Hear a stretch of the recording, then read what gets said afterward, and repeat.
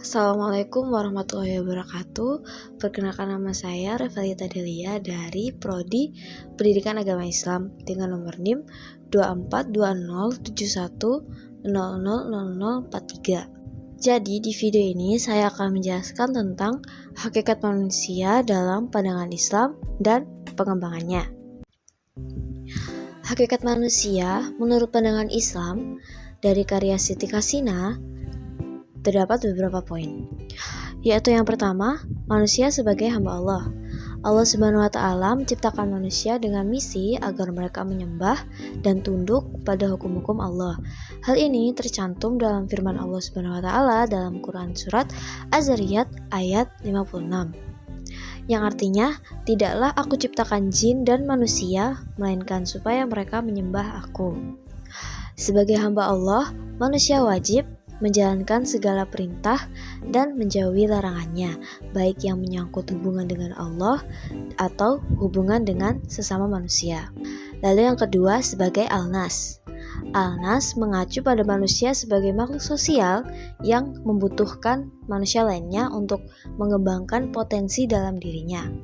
Hal ini dijelaskan dalam firman Allah dalam Quran surat Al-Hujurat ayat 13, yang artinya, hai manusia, sesungguhnya kami menciptakan kamu dari seorang laki-laki dan seorang perempuan, dan menjadikan kamu berbangsa-bangsa dan bersuku-suku, supaya kamu saling kenal mengenal. Sesungguhnya orang yang paling mulia di antara kamu di sisi Allah ialah orang yang paling bertakwa di antara kamu. Sesungguhnya Allah yang maha mengetahui lagi maha mengenal. Lalu yang ketiga adalah sebagai khalifah di bumi. Manusia diberi amanah untuk menjadi khalifah di muka bumi ini. Artinya, manusia memiliki wewenang untuk memanfaatkan alam guna memenuhi kebutuhan hidup, namun juga bertanggung jawab terhadap kelestariannya.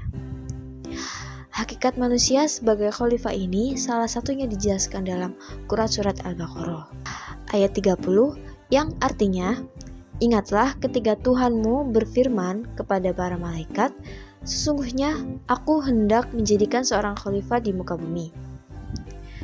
Mereka berkata, mengapa engkau hendak menjadikan khalifah di bumi itu orang yang akan membuat kerusakan padanya dan menumpahkan darah? Padahal kami senantiasa bertasbih dengan memuji engkau dan mensucikan engkau. Tuhan berfirman, sesungguhnya aku mengetahui apa yang tidak kamu ketahui.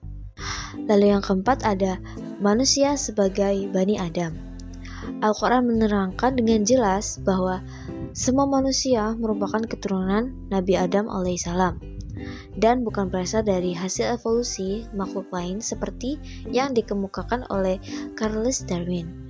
Sebagai Bani Adam, semua manusia berasal dari keturunan yang sama sehingga saling bersaudara, terlepas dari latar belakang agama, bangsa, dan bahasa yang berbeda.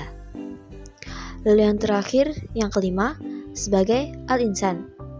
Konsep Al-Insan merujuk pada potensi yang dimiliki manusia, antara lain kemampuan berbicara dan menguasai ilmu pengetahuan. Selain potensi positif, manusia juga memiliki kecenderungan berperilaku negatif, misalnya cenderung zalim dan kafir, sebagaimana dijelaskan dalam firman Allah Subhanahu wa Ta'ala dalam Quran surat Ibrahim ayat 34. Baik, hanya itu saja materi yang bisa saya sampaikan. Semoga apa yang saya sampaikan tadi bisa bermanfaat untuk Anda.